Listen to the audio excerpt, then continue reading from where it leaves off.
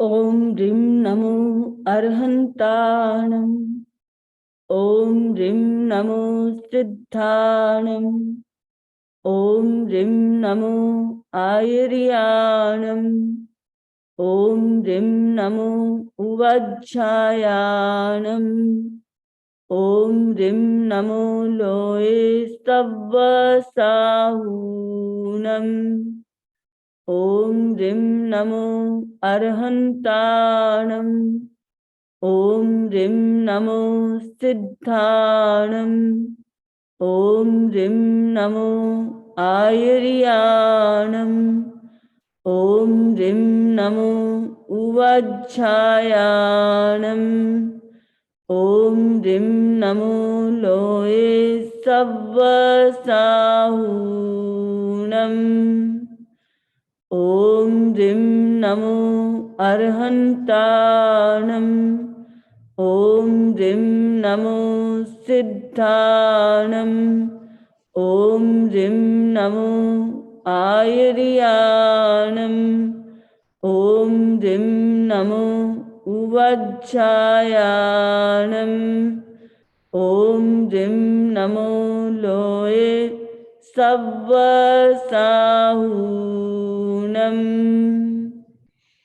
एषो पञ्चनमुक्कारो सव्वपावपनाशनो मङ्गलानं च सव्येसिं पढमं हवै मङ्गलम्। पढमं हवै मङ्गलम्। वीतरा को प्रणाम, आराध्य को प्रणाम। बंधुओं बहनों,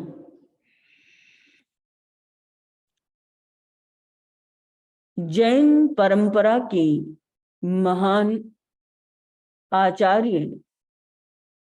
आचार्य उमा स्वामी, जिनका महान ग्रंथ तत्वार्थ सूत्र जिसमें तत्व को बड़ी सरलता के साथ समझाया गया है, जो सुगमता के साथ हृदयंगम हो जाता है। तत्वार्थ सूत्र संस्कृत भाषा का सूत्रबद्ध ग्रंथ है। छोटे छोटे सूत्रों में तत्व की उस गहराई को निबद्ध किया है आचार्य उमा स्वामी ने, जिसके प्रथम अध्ययन पर हम चिंतन कर रहे हैं, जहां पर सर्वप्रथम तत्व का निरूपण किया गया है, जहां की शुरुआत होती है मोक्ष मार्ग से। सम्यक दर्शन ज्ञान चारित्राणि मोक्ष मार्ग है। सम्यक दर्शन ज्ञान चारित्र ये मोक्ष के मार्ग हैं। और इस मोक्ष के मार्ग की पहली शरत जो बताई गई है वो सम्यक दर्शन है। और सम्यक दर्शन उसी व्यक्ति को होता है जो तत्व को यथार्थ रूप में जानता है, जो तत्व जैसा है उसको उसी रूप में स्वीकार करता है, उसे सम्यक दर्शन प्राप्त होता है। आचार्य उमा स्वामी ने इस तत्व को समझने के लिए, सम्यक दर्शन को जानने के लिए निक्षेप विधि का भी निरूपण किया, जिससे भाषा के माध्यम से जो भाषा की दुर्बलता है उसे समाहित करने के लिए उन्हें निक्षेप विधि का विधान किया। तो दूसरी तरफ उन्होंने नए और प्रमाण के द्वारा भी यथार्थ ज्ञान का निरूपण किया है। आज हम नए और प्रमाण के बारे में जानेंगे। आचार्य उमा स्वामी ने नए और प्रमाण से तत्व का निरूपण किया है। तो प्रश्न होता है कि तत्व को कैसे जाना जाए। हम जानते हैं कि व्यक्ति किसी भी वस्तु को पहले देखता है और देखने के साथ ही उसे समझने की कोशिश करता है, और जब समझने की कोशिश करता है तो उसके बारे में अनेक प्रश्न उसके दिल और दिमाग में आ जाते हैं कि यह वस्तु, इसके जिसको मैंने सुना है, जिसको मैंने देखा है, वह वस्तु का स्वभाव क्या है, उसका रंग क्या है, रूप रंग क्या होगा, वह मौलिक है या नहीं है, उसके उपाय क्या है जानने के, उसके रखने का स्थान क्या है, और वो कितने दिन तक चल सकती है, उसका कितना टाइम पीरियड है। अनेक प्रकार के प्रश्न व्यक्ति के भीतर में पैदा होते हैं और उन प्रश्नों का उत्तर प्राप्त करने अपनी ज्ञान वृद्धि करता है। और इसी तरह से अंतर्दृष्टि व्यक्ति भी मोक्ष मार्ग को सुन करके जैसे वस्तु को देख करके व्यक्ति के दिल में जिज्ञासा पैदा होती है, ठीक वैसे ही तत्व को सुन करके, जान करके उसके बारे में जिज्ञासा पैदा होती है। मोक्ष के मार्ग के बारे में जिज्ञासा पैदा होती है, अध्यात्म के तत्व को जानने की जिज्ञासा पैदा होती है। और बंधु, ये जिज्ञासा ही इसे आगे बढ़ा देती है कि वो तत्व क्या है, कैसे जाना जाए। आचार्य उमा स्वामी ने इसका जवाब दिया, प्रमाण नैरधिगम है। तत्व को जानने के लिए प्रमाण, नय और अधिगम, ये 3 शब्द हैं। प्रमाण, नय, अधिगम। प्रमाण और नय, अधिगम। प्रमाण और नय के द्वारा जो तत्व का ज्ञान होता है, बोध होता है, यानी प्रमाण और नयों से तत्व का ज्ञान होता है, बोध होता है। तो हमारे सामने तत्व को जानने के 2 मार्ग हो गए हैं, एक प्रमाण है और दूसरा नय है। यानी तत्व को जानने के 2 प्रकार, प्रमाण और नय। हमें प्रमाण और नय के बारे में भी थोड़ा सा चिंतन करना चाहिए। यद्यपि इनके बारे में आचार्य उमा स्वामी ने बाद में विस्तृत चर्चा की है, लेकिन यहां पर हमें थोड़ा सा इसे समझ लेना चाहिए। प्रमाण और नय दोनों ही ज्ञान हैं, परंतु दोनों में अंतर है कि नय वस्तु के एक अंश का ज्ञान कराता है, एक अंश का बोध करता है, और प्रमाण से वस्तु के अनेक अंगों को जाना जा सकता है। पहली बात, नय के द्वारा वस्तु के एक अंश को जाना जाता है। आप और हम सब जानते हैं कि वस्तु अनंत धर्मात्मक है, एक ही वस्तु में अनंत धर्म है। अब उस अनंत धर्मात्मक वस्तु को हम एक साथ कैसे जानें? उपयोग की दृष्टि से अखंड वस्तु को जाना जा सकता है, लेकिन व्यवहार में उस वस्तु को एक साथ नहीं जाना जा सकता है।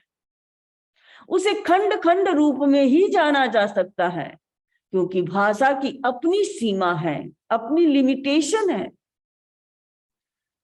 भाषा के द्वारा हम एक समय में वस्तु के एक धर्म का ही प्रतिपादन कर सकते हैं, अनंत धर्मों का प्रतिपादन एक साथ नहीं किया जा सकता है। तो नय जो है, नय की जो विधि है, वो वस्तु के एक अंश का प्रतिपादक है और प्रमाण अनेक अंशों का प्रतिपादक है, लेकिन संपूर्ण वस्तु को एक साथ प्रमाण भी नहीं प्रमाणित कर सकता। दूसरी बात, किसी एक धर्म के द्वारा वस्तु का निश्चय करना, जैसे नित्यत्व, यानी वस्तु नित्य है, आत्मा नित्य है, तो ये जो आत्मा का नित्यत्व जो ग्रहण किया हमने नय के माध्यम से किया। नय ने कहा कि आत्मा नित्य है। प्रमाण के द्वारा अनेक धर्मों का वस्तु का एक साथ निश्चय करना है, तो वो कहता, प्रमाण कहता है नित्यानित्यत्व। नित्य और अनित्य दो धर्मों को एक साथ प्रतिपादित करता है प्रमाण। बंधु, नय हमारी आगमिक विधि रही है और प्रमाण हमारी बाद की विधि रही है। तो नय और प्रमाण के द्वारा हम वस्तु को, पदार्थ को हम जानते हैं। अब देखिए, हम इसे समझने की कोशिश करें कि कैसे एक वस्तु को हम जान सकते हैं, नय के माध्यम से और प्रमाण के माध्यम से। नय,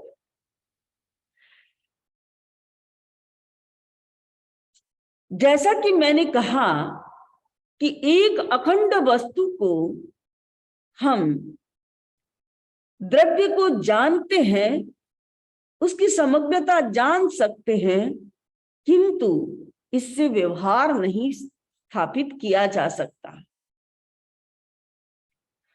व्यवहार के अंदर हम किसी एक ही अंश को ज्ञापित करते हैं।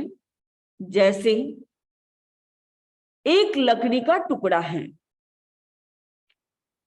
अब एक काठ का टुकड़ा जो है उसका मूल्य कितना होगा? मान लीजिए उसका मूल्य $1 है, और उसी लकड़ी के टुकड़े पर किसी ने नक्काशी कर दी, उस पर बहुत कुछ कुरेद करके कुछ बना दिया उसके ऊपर, और उसी लकड़ी के टुकड़े की वैल्यू $10 हो जाती है। बात समझ में आई? एक काठ के टुकड़े का मूल्य $1 है, और उस पर जब उस पर पेंटिंग, ड्राइंग कुछ कर दिया जाता है तो उसका मूल्य $10 हो जाता है। क्यों? काठ नहीं बदला है, काठ का टुकड़ा तो वही है, उसकी स्थिति बदल गई है। उसके साथ साथ मूल्य की अपेक्षा भी बदल गई है। काठ की अपेक्षा से उसका अब भी $1 मूल्य है, किंतु उस पर जो नक्काशी की गई है उसका मूल्य $9 बढ़ गया है। 1 और 10 का मूल्य विरोधी नहीं है, अपेक्षा भेद से समझना होगा, और अपेक्षा भेद को समझने पर हमें कहीं भी विरोध दिखाई नहीं देता है। तो एक ही वस्तु में अनंत धर्म रहते हैं, उनमें कोई विरोध नहीं है। हम किस समय किस बात को किस रूप में प्रतिपादित करते हैं वो हमारा व्यवहार बताता है, और उससे हम वस्तु को, सही ज्ञान को प्राप्त करते हैं। तो अपेक्षा हमारा बुद्धिगत धर्म है और वह भेद से प्राप्त होता है, और यही जो क्या है हमारी नय की स्थिति है, जो सापेक्ष दृष्टि से किसी वस्तु को जानता है, बोध होता है।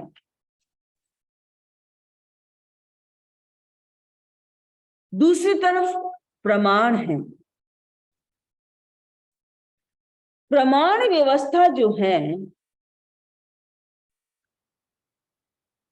उसका कारण है कि प्रमाण यथार्थ ज्ञानम प्रमाणम, यथार्थ ज्ञान को प्रमाण कहा जाता है।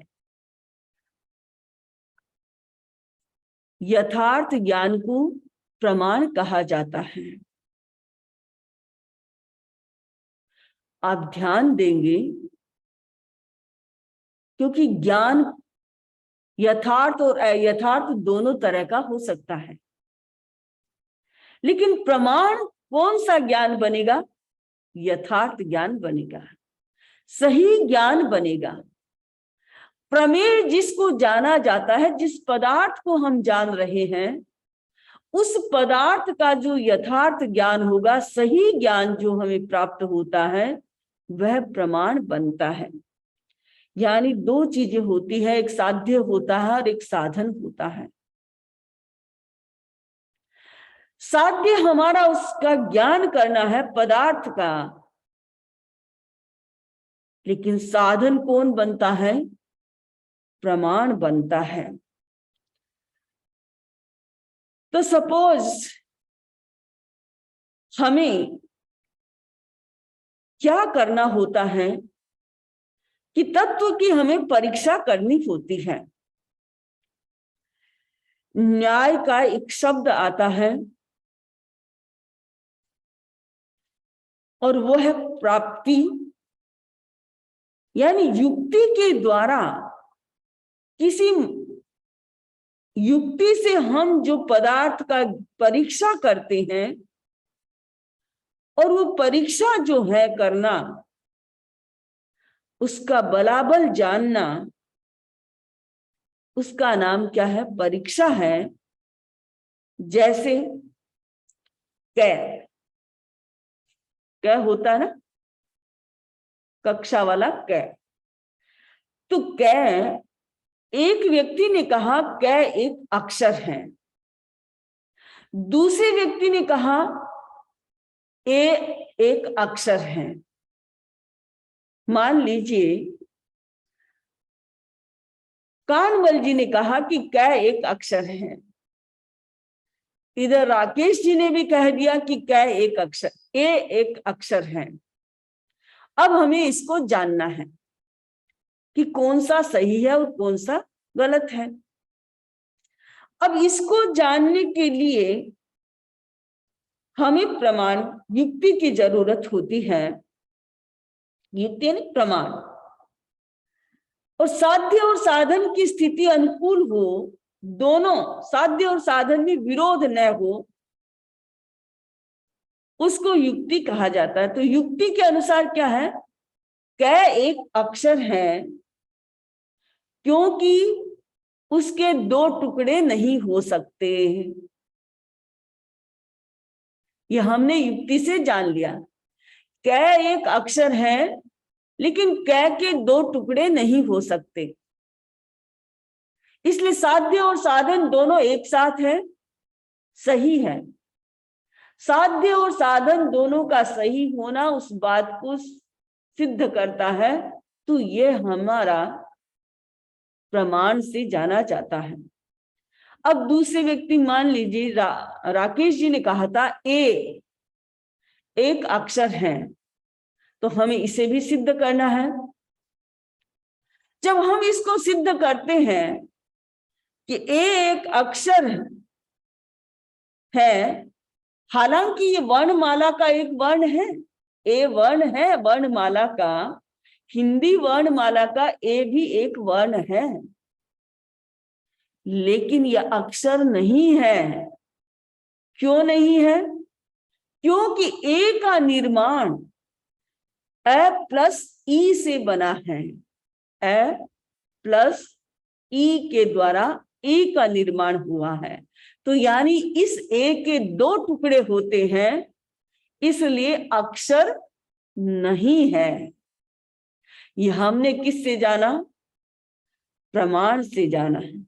तो प्रमाण जो है यथार्थ ज्ञान कराने वाला प्रमाण होता है। और ये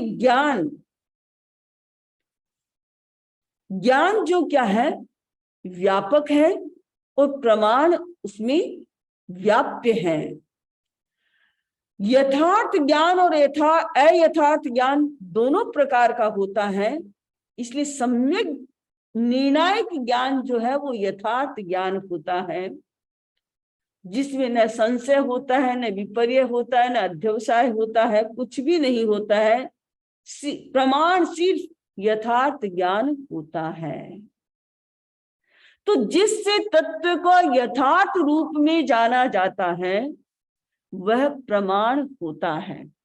दूसरे शब्दों में नए प्रमाण का एक अंश है, अंश मात्र। प्रमाण अनेक नयों का समूह है। नए वस्तु को एक दृष्टि से ग्रहण करता है और प्रमाण वस्तु को अनेक दृष्टियों से ग्रहण करता है। तो ये तत्व को जानने के दो प्रकार हैं, प्रमाण और नय। अब हमारे पास, क्योंकि हमारे पास सम्यक दर्शन को हमें ठीक से समझना है, और इसके लिए हमने कहा कि तत्व यथार्थ तत्व श्रद्धानम सम्यक दर्शन, यानी तत्व में यथार्थ जो श्रद्धा होती है। तो तत्व कितने? 7 तत्व आचार्य उमा स्वामी ने बताए हैं।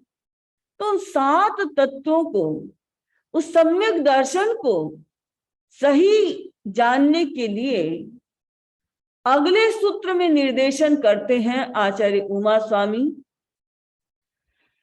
निर्देश स्वामित्व साधनाधिकरण स्थिति विधानतः। हमें उस सम्यक दर्शन को समझने के लिए ये 6 साधन, और 8वें सूत्र में भी 8 साधन, 6 और 8 14 साधन ऐसे बताए हैं जिनसे हम तत्व को सही रूप में जान सकते हैं, उसे समझ सकते हैं। निर्देश,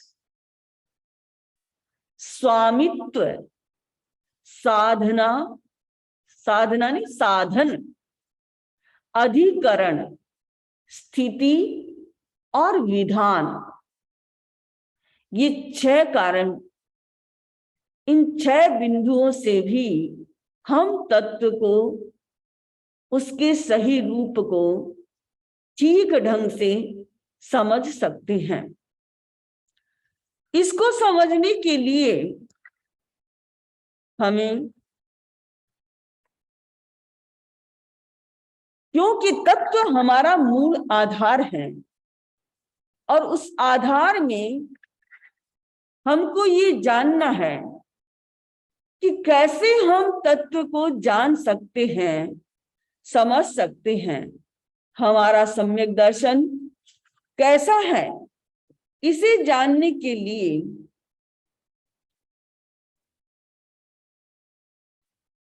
हमें ये चिंतन करना है, इन 6 पर चिंतन करना है।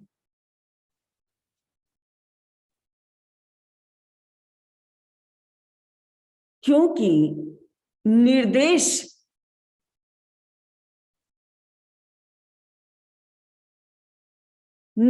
से हम उस वस्तु के बारे में, उसके स्वरूप के बारे में हम चिंतन करते हैं। स्वामित्व से उसके अधिकारी के बारे में चिंतन करते हैं। साधन से उसके कारण को जानते हैं। अधिकरण से उसके आधार को जानते हैं। स्थिति से हम उसके काल को जानते हैं। विधान से उसके भेद को जानते हैं। दूसरा सूत्र दिया आचार्य उमा स्वामी ने सत संख्या क्षेत्र स्पर्शन कालांतर भावाल्प बहुत्व यानी इसमें 8 और कारण बताए। सत, संख्या, क्षेत्र, अंतर, काल, स्पर्शन, भाव, अल्प बहुत्व, ये 8 कारण और बताए। सत सत्तारूप, संख्या उसकी गिनती, क्षेत्र स्थान, अंतर विरह काल, काल समय, स्पर्शन स्पर्शना, भाव और अल्प बहुत्व, कम और अधिक। इस प्रकार से ये 8 बिंदु और बताए। टोटल 14 बिंदु हो जाते हैं। इन 14 बिंदुओं पर से हम तत्व को जानने की कोशिश करेंगे। आचार्य उमा स्वामी ने पहला निर्देश किया, क्या कहा कि सम्यक दर्शन गुण से व्यक्ति मुक्ति को प्राप्त करता है। सम्यक दर्शन, सम्यक ज्ञान, सम्यक चारित्र, इन तीनों का जब संयोजन होता है तो जीव मुक्त होता है। ये मोक्ष का मार्ग है। तो सम्यक दर्शन हम चिंतन करें, निर्देश को जैसे कहते हैं इंडिकेशन, इंडिकेट करना किसी चीज की तरफ। तो तत्व रुचि जिस व्यक्ति की होती है, सम्यक दर्शन के स्वरूप में जो श्रद्धा करवाती है, यानी व्यक्ति की तत्व रुचि जो है, तत्व को समझने की जो रुचि है, वो सम्यक दर्शन के अंदर उसकी श्रद्धा को पैदा करती है। सम्यक दर्शन आत्मा का गुण है और वीतराग भगवान के वचनों पर पूर्ण श्रद्धा करता है इससे। और इस गुण के प्राप्त होने पर सम्यक दर्शन वाला जीव संसार को परिमित कर देता है। जैसे ही जीव को सम्यक दर्शन प्राप्त होता है और उसका संसार परित हो जाता है। अपरित और परित 2 शब्द आते हैं। सम्यक दर्शन प्राप्ति के साथ जीव संसार परित हो जाता है। परित यानी एक सीमा कर देता है कि इतने समय के बाद तो मोक्ष जाएगा ही जाएगा। यानी फर्स्ट जो उसको सम्यक प्राप्त हुआ, भले वो औपसमिक या क्षायोपसमिक सम्यक प्राप्त हुआ, लेकिन वो एक सीमा कर देता है, अर्ध पुद्गल परावर्तन की सीमा में आ जाता है। तो तत्व रुचि निर्देश करती है सम्यक्त्व के स्वरूप को जानने की और समझने की, उसकी रुचि का। दूसरा तत्व हमारा है स्वामित्व, अधिकार, राइट। राइट किसका? अधिकारी कौन है? सम्यक दर्शन का अधिकारी कौन है? सम्यक दर्शन आत्मा का गुण है।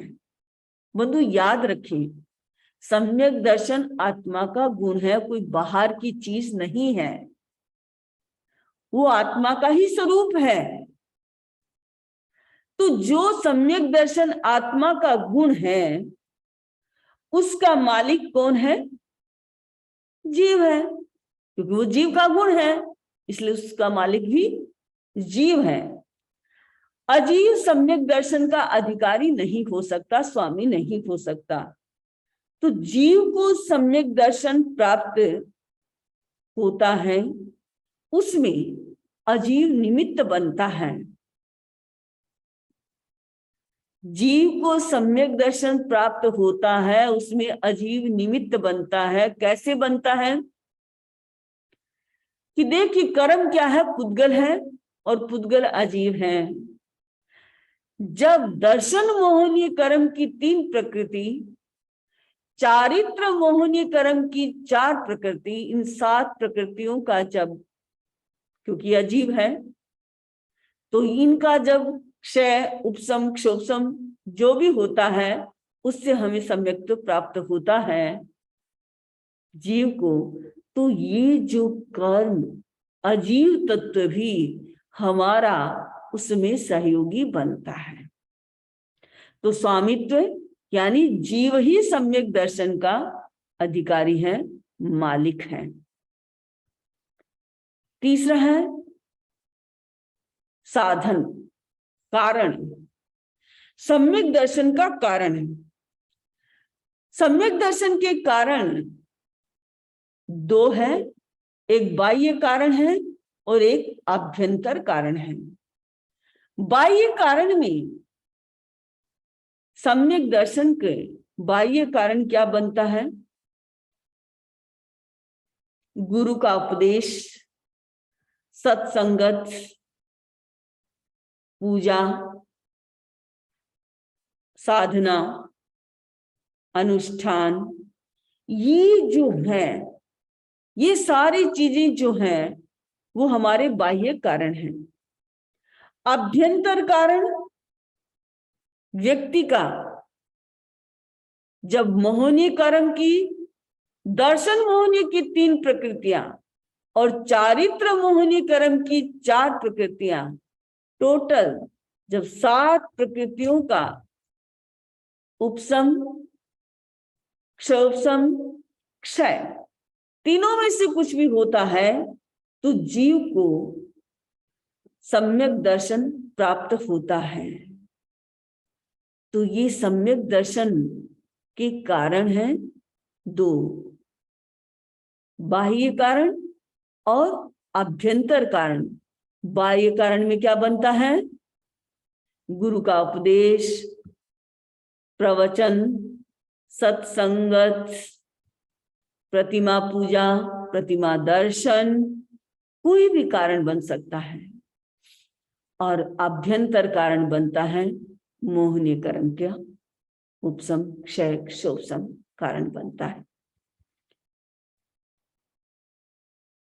अधिकरण 4th नंबर पर है अधिकरण, उसका आधार।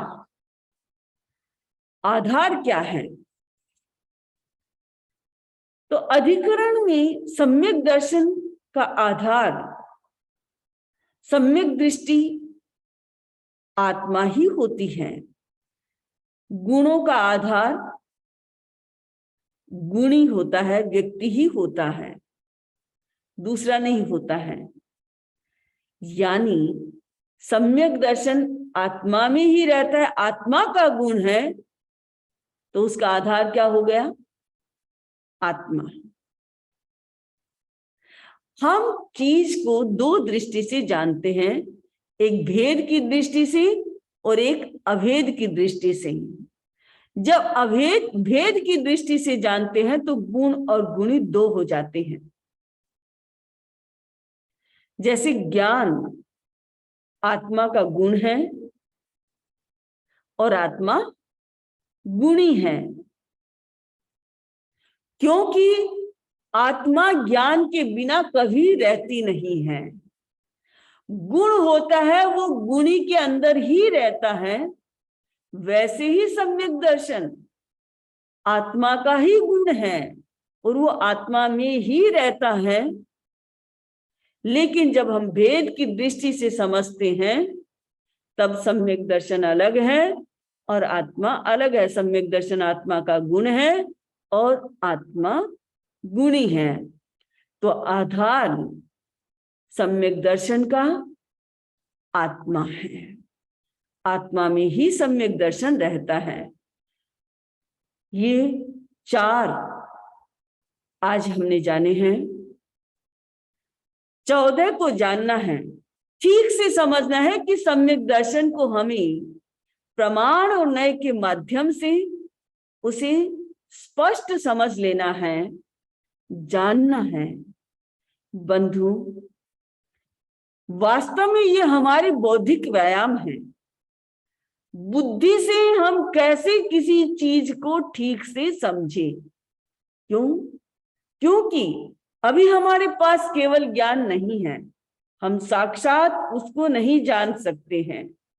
तो अब हम बुद्धि के माध्यम से, ज्ञान के माध्यम से, हम तर्क के माध्यम से कैसे हम किसी चीज को ठीक से समझें, और ये समझाने के लिए आचार्य उमा स्वामी ने बहुत ही सरल और सीधे शब्दों में सहजता के साथ नए और प्रमाण के माध्यम से सम्यक दर्शन को सिद्ध किया है, और हमारे 7 तत्वों को सिद्ध करके हमें बताया है। हम समय के साथ आगे उनका विवेचन करेंगे। ओम अरहम, ओम अरहम।